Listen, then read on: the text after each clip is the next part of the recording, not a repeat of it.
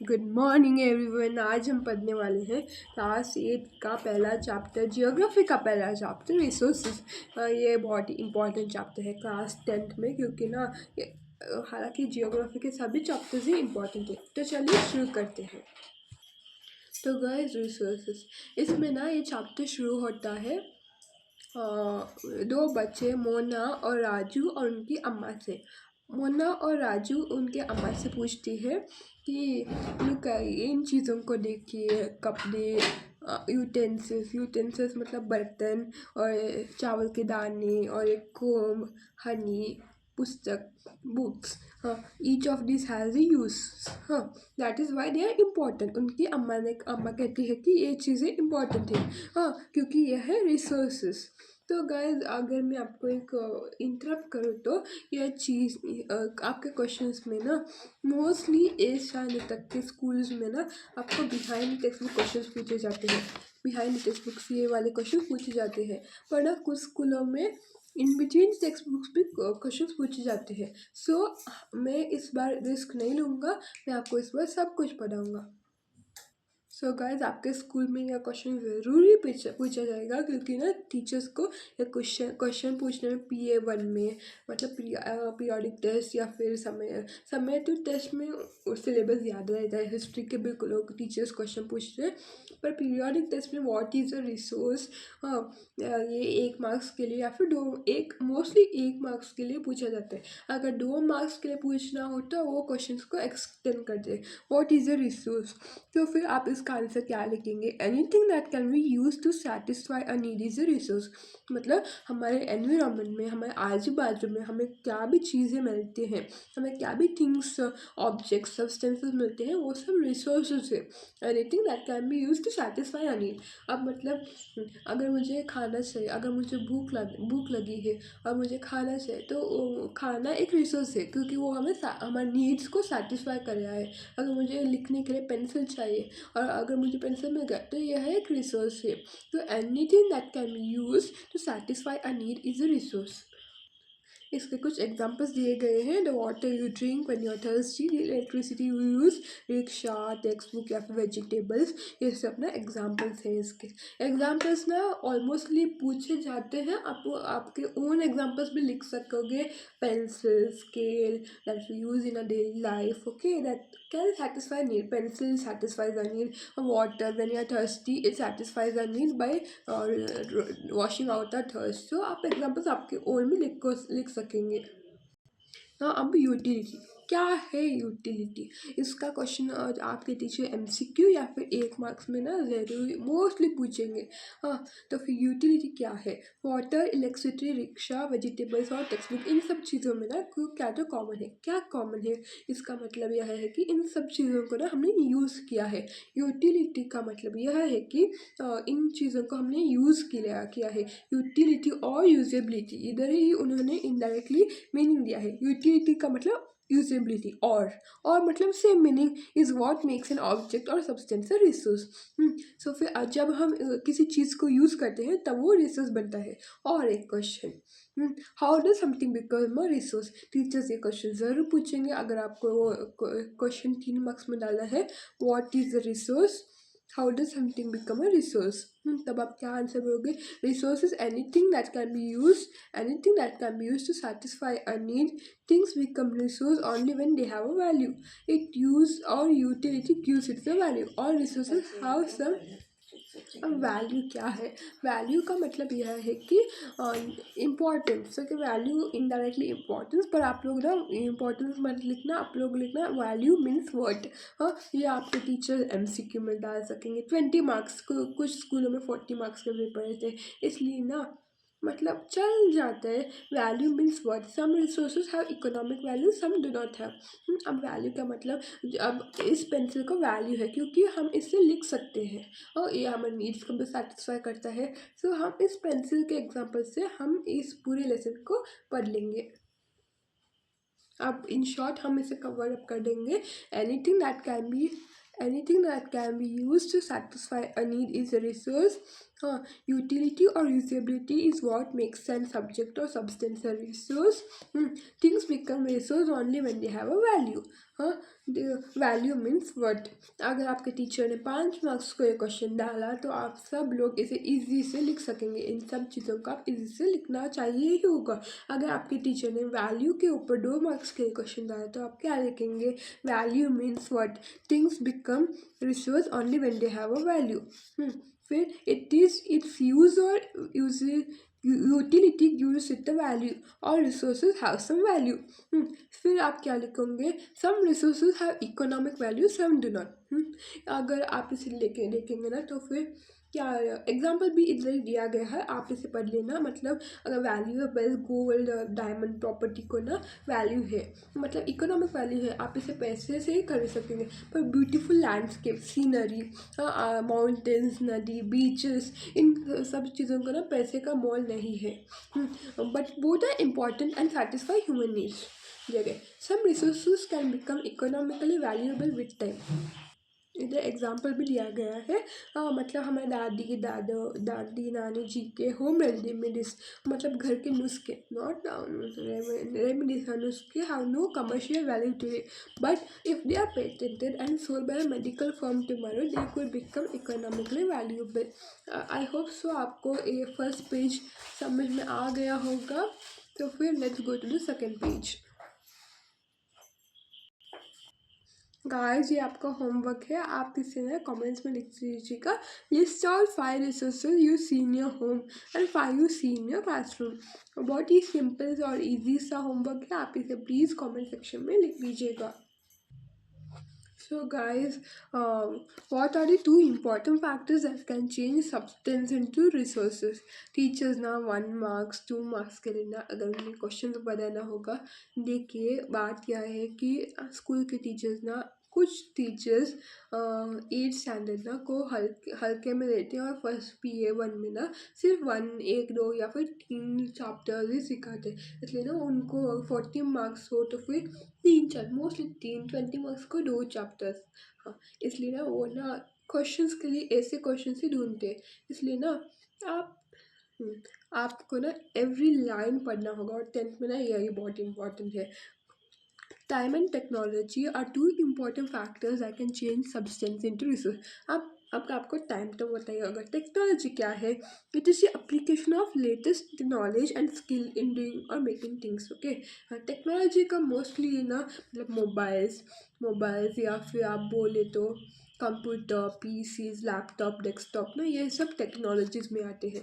ये ना 2 important factors है that can change substance into resource. Both are related to the needs of the people. Time कैसे change करा है? Each discovery of fire. अब आप देखिए डिस्कवरी ऑफ फायर ना पहले पत्थरों से रखा जाता था, पर टाइम के बदलते बदलते अब ना लाइटर आ गए, मैस्टिक आ गए. हाँ, सो फिर time has change substances into resource. पहले ना लकड़ी, वुड को ना वो लोग जलाने में यूज़ उतना नहीं करते थे, पर अब लोग करते हैं प्लास्टिक के. फिर टेक्नोलॉजी. अब टेक्नोलॉजी में क्या आएगा? Hydro electricity has turn energy in fast flowing water into an important resource. अब आप लोग ये बोलेंगे ये तो उतना इम्पोर्टेंट नहीं है, पर फिर मैंने क्यों हाईलाइट किया? ये ना बच्चों MCQs में पूछा जाता है, मैंने भी पूछा है मेरे स्कूल के बच्चों को टेस्ट में, इसलिए ना मैंने हाईलाइट करके रखा है. सिर्फ इतना. A very valuable. So I am a resource too. यहाँ पर आप एग्जाम्पल से मैंने जो कि पहले बोला था, आप इसे बहुत अच्छे से समझ पाएंगे. यहाँ पर माँ बोले तू बहुत मौल्यवादी है, मतलब तेरी वैल्यू बहुत है. तब ये बच्ची क्या कह रही है? So I am a resource too, मतलब मैं भी एक रिसोर्स हूँ. इसका क्या मतलब हुआ? इसका मतलब यह हुआ कि ह्यूमंस भी एक रिसोर्स है. हाँ, इसकी बात सही है, ह्यूमंस भी एक रिसोर्स है. पर ह्यूमंस को ना देखिए टाइप्स ऑफ रिसोर्स पे ना आप ठीक से पढ़ेंगे. मैं उस पर उतना बात नहीं करना चाहूँगा, इसके ऊपर एक सेपरेटली टॉपिक है, आप उसमें ना ठीक से पढ़ लीजिएगा. गाइस, मैं आपको ना अब बहुत लंबा खींच के नहीं पढ़ाऊँगा, जल्दी पढ़ाते रहूँगा. Types of resources are generally classified into natural, human made and human. Okay, natural resource, human made resource और ह्यूमन रिसोर्स। हाँ, आप इसके फ्लो चार्ट में नोट्स तो ठीक से अगर आपको चाहिए तो फिर प्लीज़ 15 लाइक से कीजिएगा, मैं बहुत खुश हूँगा। Natural resources that are drawn from nature and use without much modification are called natural resource. Simple परिभाषा में natural resources are the resource that are drawn from nature. बस एग्जाम्पल लिख दीजिएगा, air we breathe, the water in our ears and lake. अगर आपके teachers ना mostly 5 या फिर 4 या फिर 3 मार्क्स का what are the classification of resources, what are the types of resource, या फिर what do you mean by natural resources, what are the different types of natural resources, यही मोस्टली क्वेश्चन पूछेंगे। तो natural resources which we draw out from nature, example air, water, soil, minerals. Many of these resources are free gifts of nature. In some cases, tools and technology may be needed to use the natural resources in the best possible way. आप natural resources को कैसे draw करोगे, मतलब आप natural resource को कैसे बाहर करोगे, with the help of humans, humans, tools and technology. Okay, natural resources can be broadly categorized into renewable and non-renewable resources. यह उतना, हाँ मतलब इसके फुल क्लास टाइप्स के ना क्लास 10th में बहुत ही पूछा गया है। MCQs में क्लास 10th में ना ये फुल जियोग्राफी का टेक्स्ट बुक ही इंपॉर्टेंट है। क्लास 9th में ना इसका क्या भी कंटिन्यूशन नहीं है, प्लस क्लास 10th में ना बहुत ही इंपॉर्टेंट है। सो ना आप लोग ना, अगर आप लोग 8 से 9 में ठीक से पढ़ोगे तो फिर आपको 10th में बहुत अच्छे से ईजी होगा। Natural resources can be broadly classified. Renewable resources are those which get renewed or replenished quickly. यही सेम एक्सप्लेनेशन 10th स्टैंडर्ड में ही है। सम ऑफ दिस आर, मतलब जो कि ना ठीक जल्दी से नहीं बनेगा। अगर वो सॉइल को भी ना बहुत वक्त लगता है बनने में, या फिर वो फॉसिल फ्यूल भी हो सकता है। Water seems to be unlimited renewable resources, but storage and drying up of natural water sources is a major problem. Solar, sorry guys मैंने गलत बता लिया। Renewable resources are those resources which like are not limited, वो ना जल्दी से renew हो सकते हैं, जैसे कि सोलर एनर्जी, विंड एनर्जी, या फिर सोलर एनर्जी, क्योंकि ना वो सन हमेशा देता ही रहता है, सो फिर वो कभी भी ख़त्म नहीं होगा। विंड भी कभी भी ख़त्म नहीं होगा। इसीलिए वो सब ना रिन्यूएबल रिसोर्सेज में आते हैं। फिर नॉन रिन्यूएबल रिसोर्सेज में are those which have a limited stock, मतलब ये ना लिमिटेड रहते हैं, जल्दी से ख़त्म हो सकते हैं। Example, since this period is much more than human life spans. इनके एग्जाम्पल्स इधर दिए गए हैं, coal, petroleum, natural gas are some examples. The distribution of natural resources depends upon number of physical factors like terrain, climate and altitude. The distribution of resources is unequal because these factors differ so much over the earth. Guys मैं school में क्या करता, मतलब ना मैं first lesson second lesson ना geography के सिर्फ फर्स्ट लेसन ना सिर्फ बैक साइड के क्वेश्चन आंसर से देता हूँ, पर ना मैंने उनको 8th में एक्स्ट्रा क्वेश्चन बहुत दिए तो फिर ना उनको इजी बने, क्योंकि ना अगर मैं उनको डायरेक्ट टेक्स्ट बुक से दूँगा तो फिर उनको बहुत प्रॉब्लम होगा, क्योंकि ना 8th तक मोस्टली बच्चे रट्टा मारते हैं। इसलिए दूसरे क्लासिफिकेशन, मतलब दूसरे टाइप के रिसोर्स पर हम देखेंगे तो human made resource. Sometimes natural substances become resources only when their original form has been changed. Iron ore was not a resource until people learned to extract iron from it.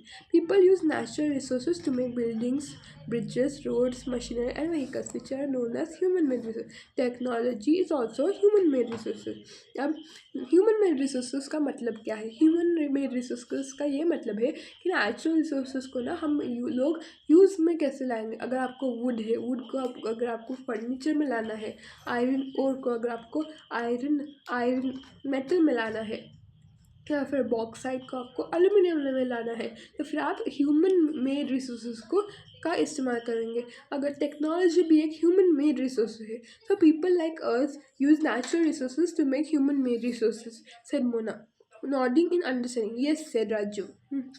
तो फिर अगर I hope so you understand human made resources. इसके examples technology एक best example हो सकता है, क्योंकि text book में ना टेक्नोलॉजी दिए बहुत सारे एग्जांपल्स हैं। हाँ, फिर tools, skills, human resources, skills ना मोस्टली ह्यूमन रिसोर्स में आते हैं। Sorry, human people can make the best use of nature to create more resources when they have the knowledge, skill. Human resources का मतलब यह है कि आप अपने नॉलेज स्किल से ना आप ह्यूमन रिसोर्स को करते हैं। अगर आपके पास नॉलेज हो स्किल हो तो फिर आप क्या भी कर सकते हैं, मतलब नेचुरल रिसोर्स या फिर ह्यूमन मेड रिसोर्सेज का आप यूज़ कर सकते हैं। उसके लिए आपको ह्यूमन रिसोर्सेज होना चाहिए। ह्यूमन रिसोर्सेज बहुत ही इंपॉर्टेंट है। स्किल्स टेक्नोलॉजी हाँ का इस्तेमाल कर से आपको ह्यूमन रिसोर्स बन सकते हैं। That is why people beings human beings are a special resource. People are human resource. Education and help in making people a valuable resource. Improving the quality of people's skills so that they are able to create more resources is known as human resource development. Okay, तो फिर इसका question पूछा जा सकता है, people are human resource. Human resource का example क्या है, people. Education and health, quality of people. ये क्वेश्चन है 9th में है, मतलब इसका सिर्फ इसका कंटिन्यू 9th में है। रेयरली ना अगर आप पूछेंगे इसका रेयर कंटिन्यूशन 9th में है, क्योंकि ना 9th is related to first PUC that is 11th standard.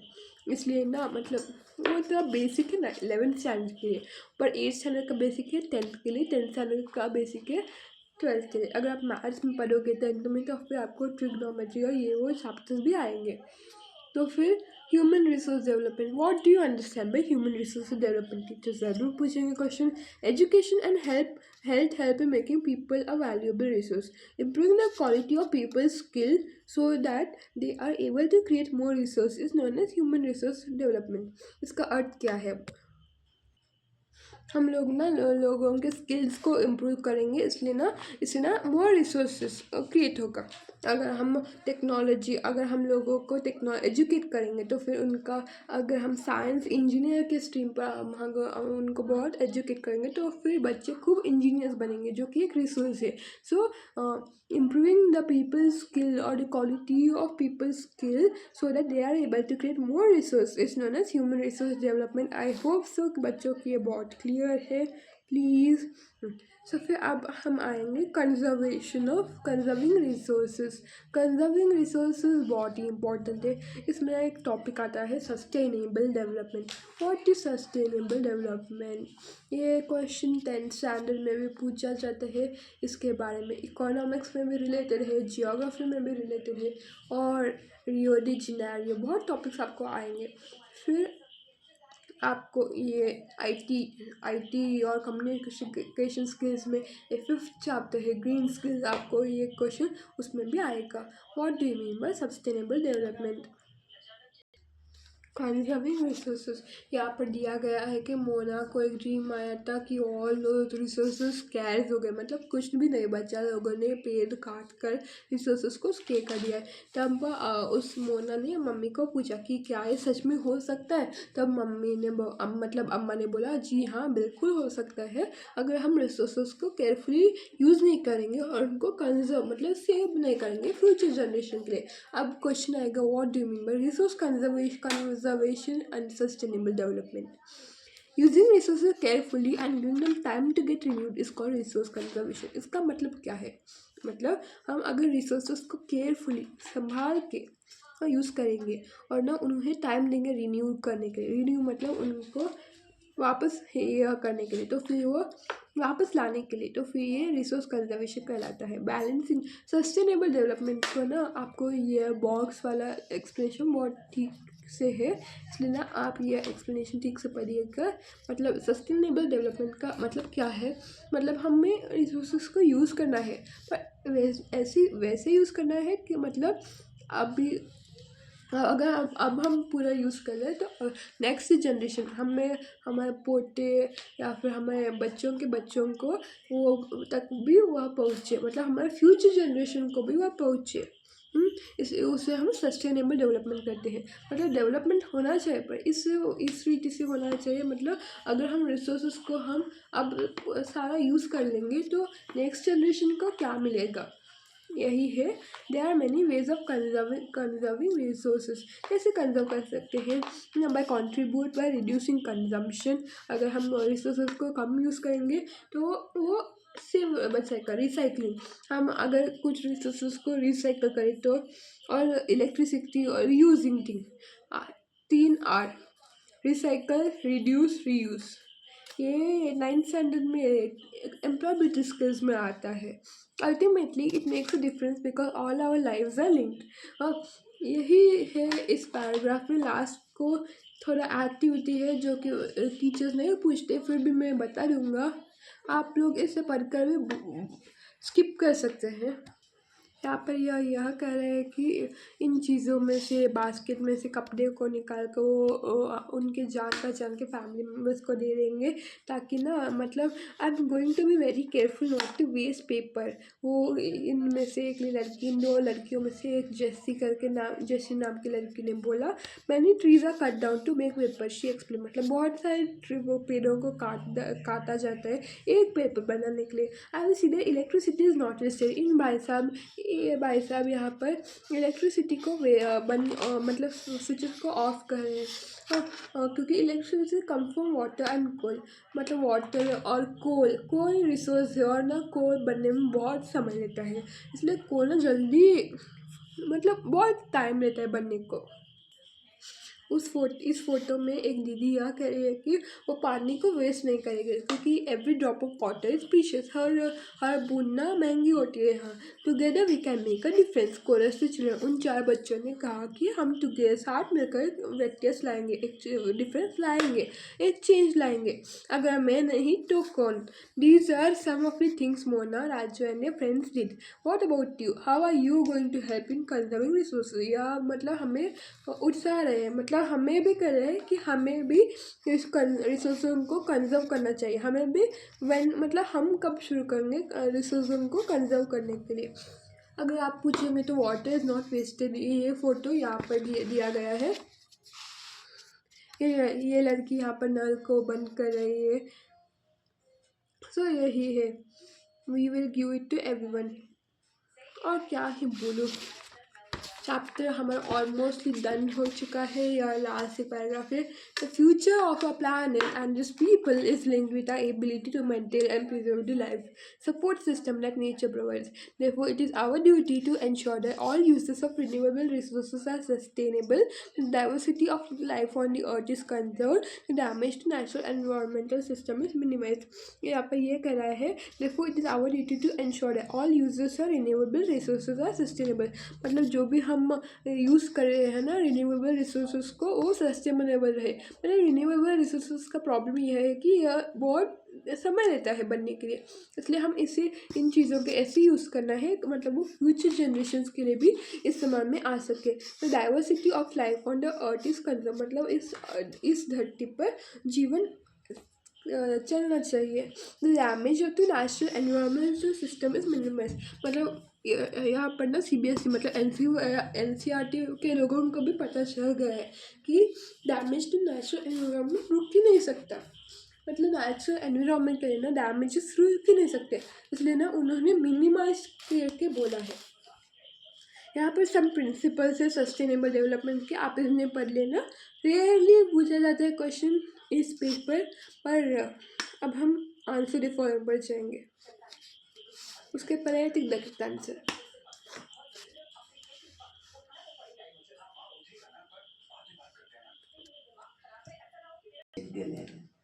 सो अब हम देखेंगे टिक द करेक्ट आंसर। मैं आप लोगों को टिक द करेक्ट आंसर देखने का टिक बोलूँगा। Which one of the following does not make substance a resource. अब आपको याद क्या करना है, मतलब यहाँ पर 3 ऑप्शन दिए गए हैं। 10th में मोस्टली 4 ऑप्शन दिए जाते हैं। What does not make substance a resource, utility, value, quantity. अब हमें याद करना है कि सब्सटेंस को क्या क्या चीज़ें रिसोर्स बनाती है। पहली चीज़ यूटिलिटी, मतलब अगर हम इसे यूज़ करते हैं तो फिर वो रिसोर्स कहलाती है। वैल्यू, अब उसमें क्या तो वर्थ है, वैल्यू है, तो तभी वो रिसोर्स बन जाते हैं। पर क्वांटिटी यह है रिसोर्स नहीं बनाती, तो फिर सही आंसर क्या है? क्वांटिटी। पर लोग बच्चे क्या करते हैं, क्वेश्चन को ठीक से नहीं पढ़ते, हरी बड़ी मतलब गड़बड़ी में वो लोग यूटिलिटी को टिक करके आते हैं। Which one of the following does make substance a resource? गलत हुआ ना। तो आंसर है क्वांटिटी सी, दूसरे वाला का आंसर है बी, तीसरे वाला का आंसर है ए। हाँ, Which one of the following is a human-made resource? Spring water. Medicines to treat cancer भी एक human-made resource नहीं है. Medicines to treat cancer यह natural resource भी हो सकता है और human resource भी हो सकता है, क्योंकि ना medicines को ना उन्होंने skill technology लेके बनाया है. Tropical forest simply natural resource है. Complete the statement. Non-renewable resources are those which have limited stock. हाँ, आंसर यही है. मेड बाय ह्यूमन बींग्स तो नहीं हो सकता, derive from non living things भी नहीं हो सकता. यही था बच्चों तक का आंसर. अब बच्चे हम लोग क्वेश्चन आंसर्स पर जाएंगे. Why are resources distributed unequally over the earth? आप लोग सोचिए और बताइए. क्वेश्चन को पॉज कीजिए, मैं तब तक आंसर डिस्प्ले करूँगा. तो why are resources distributed unequally over the earth? So फिर इसका आंसर यह रहा. The distribution of natural resources depends upon number of physical factors like terrain, climate and altitude. The distribution of resources is unequal because these factors differ so much over the earth. मुझे पता था कि आप लोगों को कुछ नहीं समझ में आया. मैंने यह पैराग्राफ ठीक से एक्सप्लेन इसलिए नहीं किया था क्योंकि मुझे पता था कि ये आंसर में आने वाला है. Distribution of natural resources depends upon number of physical factors. Physical factors क्या क्या है? मतलब terrain, climate और altitude का मतलब यह है कि कितने हाइट पर है. अब आप देखिए, एक सेम लैटिट्यूड पर पंजाब और हिमाचल प्रदेश आता है, पर पंजाब बहुत कोल्ड है पंजाब बहुत कोल्ड नहीं है, पर हिमाचल प्रदेश उतना कोल्ड है. क्यों? क्योंकि हाइट में, एल्टीट्यूड में उनका बहुत डिफरेंस है. आप लोग कमेंट्स में बताना कि आपकी जगह कितने एल्टीट्यूड पर है. नेक्स्ट पॉइंट, क्लाइमेट मतलब अगर वहाँ पर बहुत बारिश है तो फिर वहाँ पर उतने नहीं होंगे. अगर कोल्ड रीजन से तो फिर वहाँ पर कोल्ड ठीक अच्छा मिलेगा. और अगर मतलब क्लाइमेट भी एक फैक्टर है. कोल्ड है, अगर आप हिमाचल नॉर्थ कोल्ड जगह पर अगर आप जाओगे तो फिर आपको कोल्ड मिलेगा. अगर आप हीट जगह पर जाओगे तो फिर आपको मोस्टली आयरन ओर मिलेगा. थर्ड, टेरेन मतलब सराउंडिंग्स. टेरेन का सिंपल मतलब है सराउंडिंग्स. ठीक है, फिर अब हम सेकेंड वन आंसर पर जाएंगे. गाइस, आपको दूसरा और तीसरा activity. Think of a few renewable resources and mention how they stock में गेट अफेक्टेड बाय ओवरयूज. ये ना मैंने आपको पर्पसली नहीं बताया क्योंकि ना ये यहाँ पर है. सिंपल है, इजी है. आप इस पर लाग कर देना. Make a list of 5 human made resources that you can observe around you. बहुत ही ईजी है. What is resource conservation? दूसरा क्वेश्चन सिर्फ एक लाइन का है answer. Using resources carefully and giving them time to get renewed is called resource conservation. Simple. Each person can contribute by reducing consumption, recycling and using things. Okay, सिर्फ इतना लिखिए, आपको marks ज़रूरी मिल जाएगा.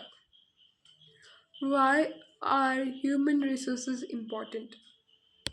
यह रहा इसका answer. People can make the best use of nature to create more resources when they have the knowledge, skill and the technology to do so. People are human resources. Education and health help in making people a valuable resource. That is why human beings are special resource. जी हाँ guys, ये ना थोड़ा उल्टा पुल्टा है. that is why human beings are special resource. इसके बाद आएगा. इजी आंसर, आपको बाय हार्ट करने की कोई ज़रूरत नहीं है. गाइस, फोर्थ क्वेश्चन को जाने से पहले हम इस चीज़ को पढ़ लेंगे. ह्यूमन रिसोर्सेज उतना इम्पोर्टेंट नहीं है, पर भी टीचर्स पूछते हैं, पता नहीं क्यों. Human resources refers to the number and abilities of the people. Though they are differing views regarding treatment of human as a resource, one cannot deny the fact that it is the skill of human that help in transfer the physical material into valuable resource. Simple परिभाषा में बोले तो ये humans की वजह से होता है. मतलब हम वही transferring the physical material into a valuable resource. सिर्फ इतना है. मतलब हम फिजिकल मटेरियल नेचर में क्या भी मिल रहा है या फिर ह्यूमन में रिसोर्स हो, उसे हम वैल्यूएबल रिसोर्स में कन्वर्ट कर रहे हैं. इसे ही हम ह्यूमन रिसोर्स बोलते हैं. किसकी वजह से? स्किल, नॉलेज और टेक्नोलॉजी. यहाँ पर एक पिक्चर दिया गया है दोस्तों. Crops ruined due to drought. Can I find the solution? That's it. It's all thanks to the knowledge, education and skill we could find a solution. यहाँ पर गिवन दिया गया है humans are interdependent on each other. Okay, सिर्फ इतना है बस. Fourth pen question को हम जाएंगे. What is sustainable development? Answer इधर ही दिया. अगर मैं बोलूँ तो आप लोग इस आंसर को मोस्टली मत लिखिएगा.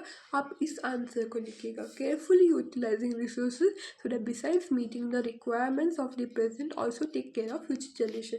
मतलब हमें रिसोर्सेज को केयरफुली यूटिलाइज करना है, मतलब केयरफुली यूज़ करना है. Carefully using resources. आपको ना ये इंपॉर्टेंट कीवर्ड्स उतने याद रखने इंपॉर्टेंट नहीं है. Carefully using resources so that besides meeting the requirements of the present also takes care of future generation. सिर्फ इतना रहा आज का सेशन. आप प्लीज़ मेरे वीडियो को लाइक कीजिएगा, सब्सक्राइब कीजिएगा और कमेंट ज़रूर कीजिएगा. और इस वीडियो का लाइक टारगेट है 15 लाइक्स. Bye bye. हाँ, अगर नोट्स चाहिए तो कमेंट्स भी ज़रूर कीजिएगा. और 5 कमेंट्स भी ज़रूर चाहिए प्लीज़. देखो, अगर आपको नेक्स्ट चैप्टर चाहिए land soil water natural vegetation and wild life resource, तो ये नहीं तो पॉलिटिकल साइंस. Bye bye.